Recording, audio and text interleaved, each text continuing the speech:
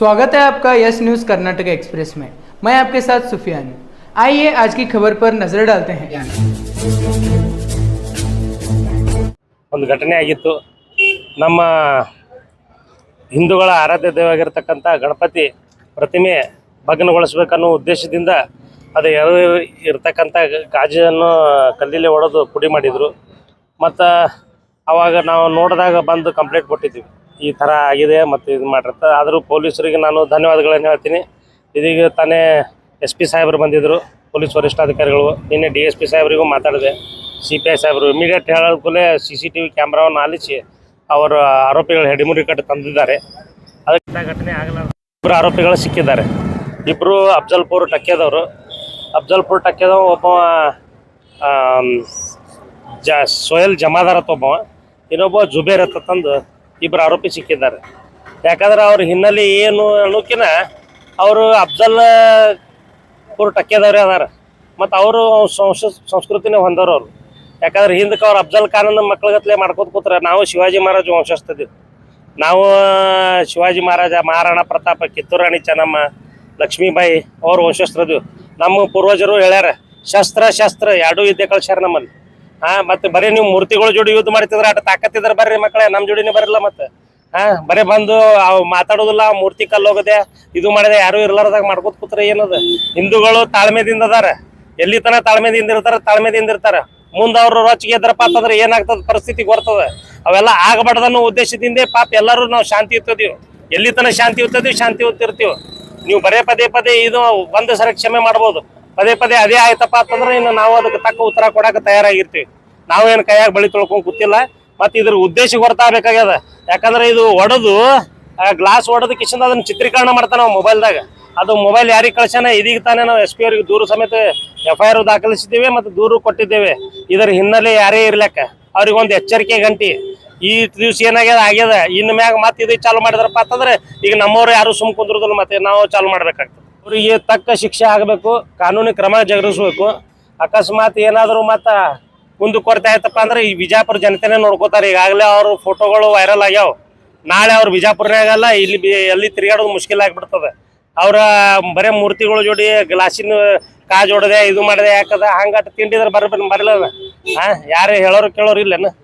ಬಿಜಾಪುರ ಶಾಂತ ಅದ, ಎಲ್ಲರೂ ಅಣ್ಣತಂಬರ್ಗತ್ಲೆ ಅದು ಇರುವುದು ಬಿಟ್ಕಿಸಿಂದ ಇವು ಉಪದ್ಯಾಪಿತನ ಮಾಡ್ಕೊಂಡಿದ್ರೆ ಹೆಂಗೆ ಗೊತ್ತಾಗಬೇಕು। ಯಾಕಂದ್ರೆ ಇಲ್ಲಿ ಸಮಾಜದ ಎಲ್ಲ ಹಿರಿಯರು ಹೇಳ್ಬೇಕಾಗ್ತದ ಅವ್ರಿಗೆ, ಇಂಥ ದುಷ್ಕೃತ್ಯಕ್ಕೆ ಯಾರು ಅವ್ರಿಗೆ ಸಪೋರ್ಟ್ ಮಾಡಬಾರ್ದು। ಮತ್ತು ಯಾರೇ ಇರ್ಲಕ್ಕ, ಇವತ್ತು ನಮ್ಮ ಸಮಾಜ ಇರಲಿ, ಯಾರ ಸಮಾಜ ಯಾರು ತಪ್ಪು ಮಾಡ್ತಾರ ಅವ್ರು ಶಿಕ್ಷಕ ಯಾರು ಇರ್ಬೇಕಾಗ್ತದೆ। ಹಿಂದೂಗಳು ಇವತ್ತು 8 ದಿವಸ ಶಾಂತ ಕೂತಾರಪ್ಪ ಅಂತಂದ್ರೆ ಏನು ಅವ್ರು ಕೈ ಕಟ್ಕೊಂಡು ಕೂತಿಲ್ಲ। ಅವು ಸಮಯ ಸಂದರ್ಭ ಬಂದಾಗ ಈಗ ದೇವಿ ದಸರಾ ದೇವಿ ಎದಕ್ಕೆ ಅಂದ್ರೆ ದೇವಿ ಕೈ ಎಲ್ಲ ಖಡ್ಗ ತ್ರಿಶೂಲ ಎಲ್ಲ ಇರ್ತಾವೆ। ಅವು 9 ದಿವಸ ಆದ ಕೂಡಲೇ ನವರಾತ್ರಿ ದುಷ್ಟರು ಸಂಹಾರ ಮಾಡೋದೇ ಇದು ನಮ್ಮ ಹಬ್ಬ। ಇದೇನದಲ್ಲ ಆಯುಧ ಪೂಜೆದು ಆಗ್ತಾವ, ಇದ್ರಾಗ ಎಲ್ಲ ಆಯುಧಗಳನ್ನೇ ಪೂಜೆ ಮಾಡ್ತಾರೆ ಎಲ್ಲ ಹಿಂದೂಗಳು। ದುಷ್ಟರು ಸಂಹಾರ ಮಾಡೋದೇ ಇದು ಹಿಂದೂಗಳ ಹಬ್ಬ, ಮತ್ತು ಇನ್ನು ದುಷ್ಟರನ್ನ ಸಂಹಾರ ಮಾಡಕ್ಕೆ ಎಲ್ಲರೂ ಇಳಿಬೇಕಾಗ್ತದೆ। ಇವತ್ತು ನಿನ್ನೆ ಘಟನೆ ಆಗ್ಯದ ಗಣಪತಿ ಚೌಕ್ನಲ್ಲಿ, ಆ ಘಟನೆಯನ್ನು ನಾವೆಲ್ಲ ಖಂಡಿಸಿ ನಿನ್ನೆ ಅಡಿಷನಲ್ SP ಅವರು, DSP ಅವರು ಮತ್ತು ಸ್ಥಳ ಪರಿಶೀಲನೆ ಮಾಡಿ ಮುಂಜಾನೆ ಎಲ್ಲರೂ ಕೂಡಿ ಮಾತಾಡಿದ್ವಿ, ಮತ್ತು ಉಮೇಶ್ ಅವರು ನಾವು ಎಲ್ಲ ಸೇರಿ ಇವತ್ತೇನಾಗ್ಯದಂತ ನಗರದಲ್ಲಿ ಇಂಥ ಯಾವುದೋ ಘಟನೆಗಳು ಆಗಿಲ್ಲ।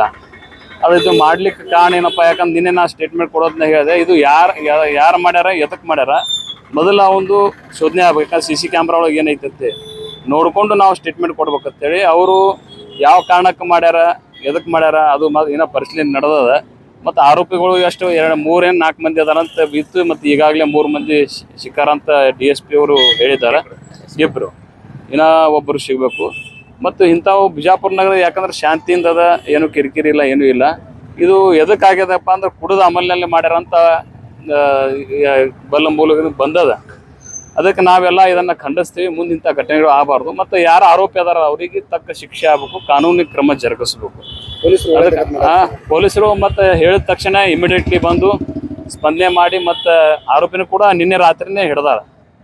ಅದಕ್ಕೆ ನಾವು ಜಿಲ್ಲಾ ಪೊಲೀಸ್ ವರಿಷ್ಠಾಧಿಕಾರಿಗಳು ಮತ್ತು ಅವರೆಲ್ಲ ಅಧಿಕಾರಿಗಳಿಗೂ ಇದು ಮಾಡ್ತೀವಿ। ಮತ್ತು ಅದೇ ರೀತಿ ಮತ್ತು ನಮ್ಮ ಶಾಸಕರು ಕೂಡ ಫೋನ್ ಹಚ್ಚಿ DSP ಕೂಡ, ಅಡಿಷನಲ್ SP ಕೂಡ ಮಾತಾಡಿದ್ರು। ಯಾಕಂದ್ರೆ ನಾವು ಫೋನ್ ಹಚ್ಚಿ ಮಾತಾಡಿದ್ರೆ ಅವರು ಕೂಡ ಮಾತಾಡಿದ್ರೆ ಕೂಡಲೇ ಕ್ರಮ ಜರುಗಿಸ್ಯಾರ। ಅದಕ್ಕೆ ಮುಂದೆ ಇಂಥ ಘಟನೆ ಆಗಲಾರ್ದಂಗೆ ಅವು ಎಚ್ಚರ ವಹಿಸ್ಬೇಕು। ಮತ್ತು ನಾವೆಲ್ಲ ಕಮಿಟಿಯವ್ರು ನಾವು ಕೂಡ ಅದೀವಿ, ಅದಕ್ಕೆ ಮುಂದಿನ ಕ್ರಮ ಏನು ಜರುಗಿಸ್ತಾ ನಾವೆಲ್ಲರೂ ಕೂಡಿ ಅದಕ್ಕೆ ಇದು ಮಾಡ್ತೀವಿ. ನಾ ರಾಜೇಶ್ ದೇವಗಿರಿ, ಮಾಜಿ ಉಪಮಹಾಪೌರ ದೇವಗಿರಿ.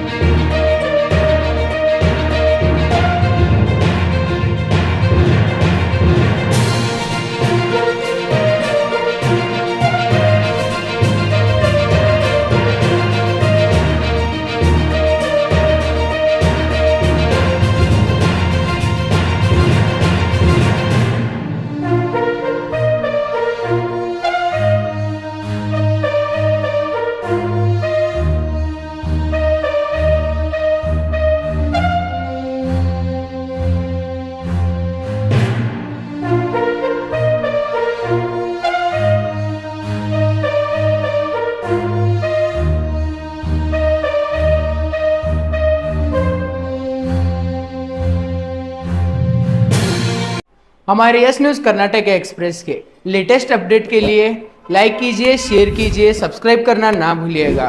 हमारा मकसद है आपकी आवाज़ जनता तक पहुंचाना, सच की आवाज़।